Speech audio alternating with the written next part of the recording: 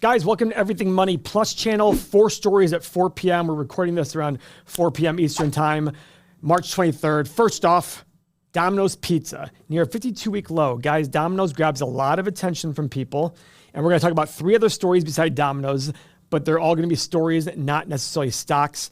The stock is at $366, all-time high of $567 4 years ago, December 31st, 2021.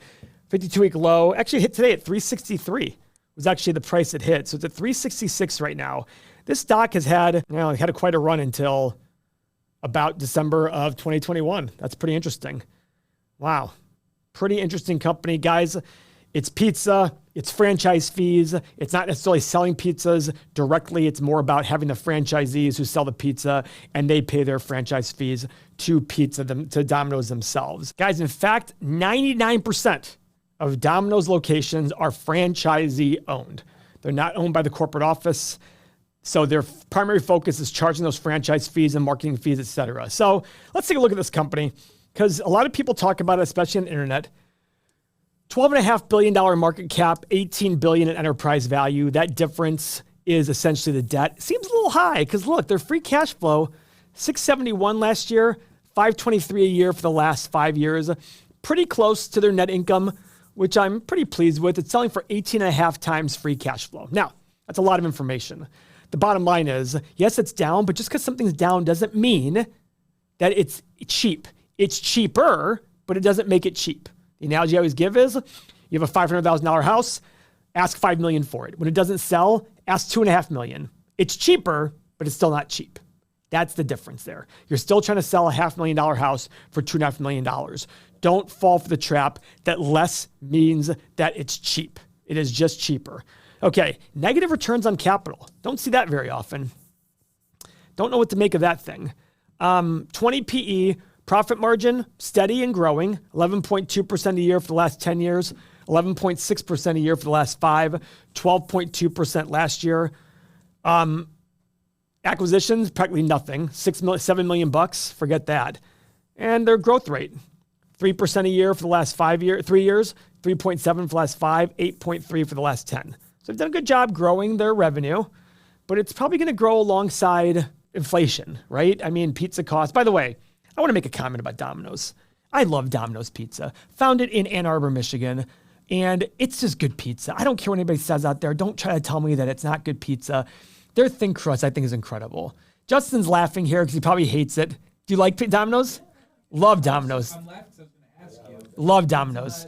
Domino's, Papa John's. Pizza. So he asked Pizza Hut, Domino's, Papa John's.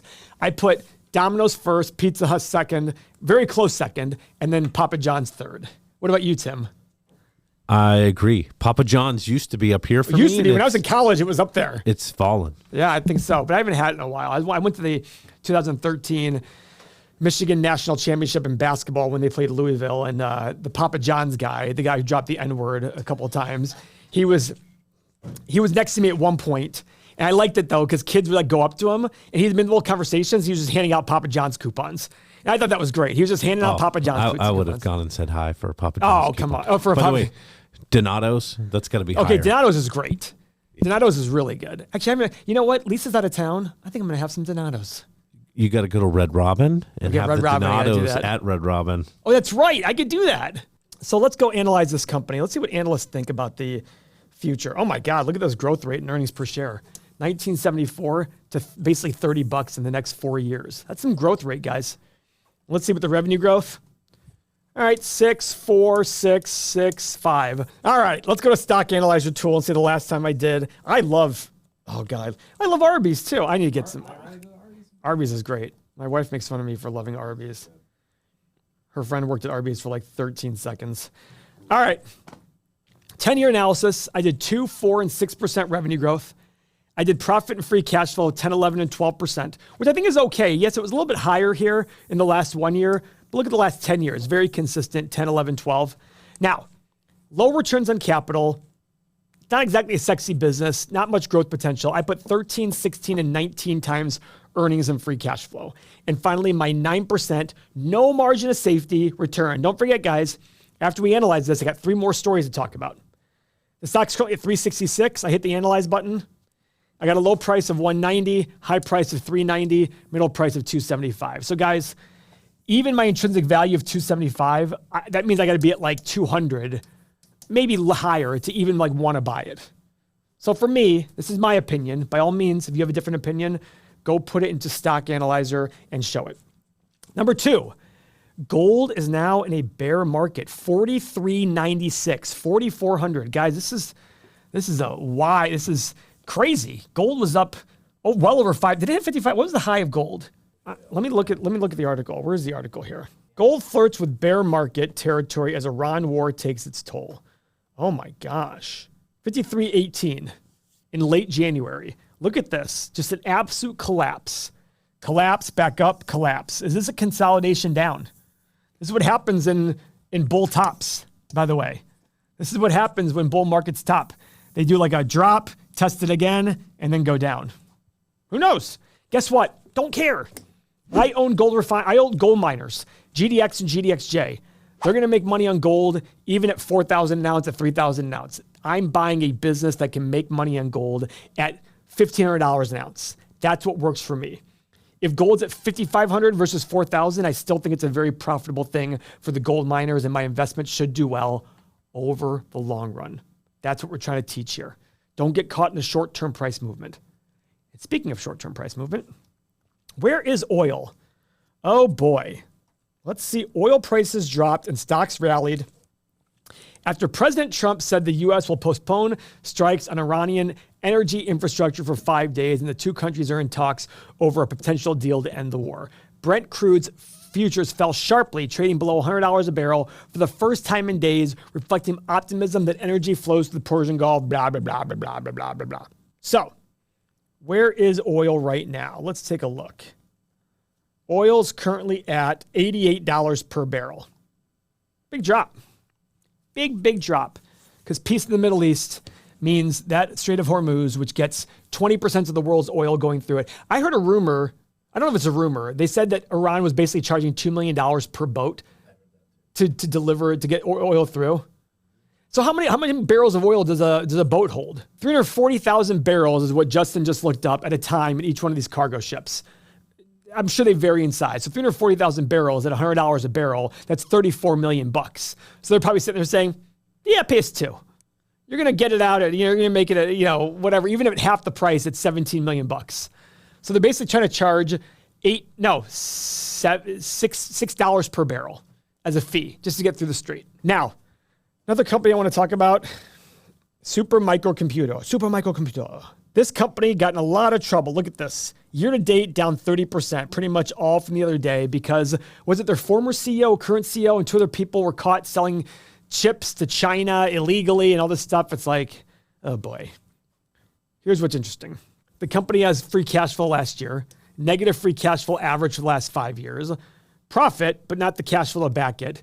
$15 billion in value with $32 billion in enterprise value. This part's the one that scares me. Like, when's it going to match the net income? We have $1.1 billion in difference in the average in the last 5 years per year. So $5.5 billion difference in free cash flow versus net income. Why is that? You have to understand that. It'd be one thing if it was the 1 year number. That one's still $400 million difference. But why is it on the 5 years so big?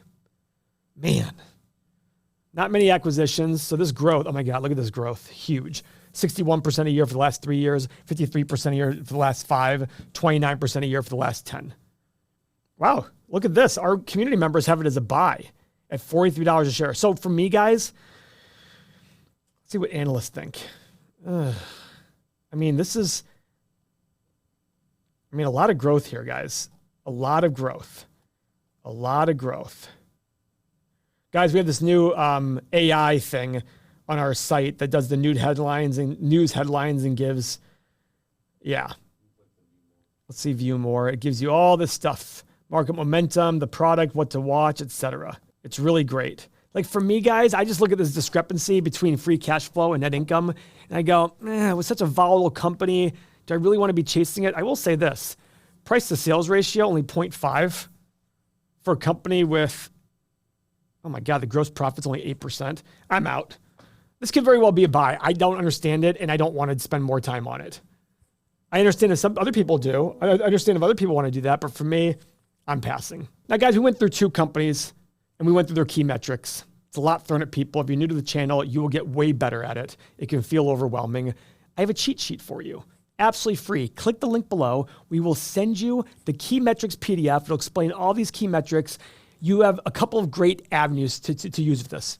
While you're analyzing your own companies, you can look at the key metrics and understand this. But if you just want to be cocky and show your friends how much smarter you are than them, download the key metrics, understand it, and then when they talk about stocks in your group chat, you can say, I don't really like the returns on capital here, and I don't really like the fact that free cash flow is so much lower than net income. Their minds will blow up.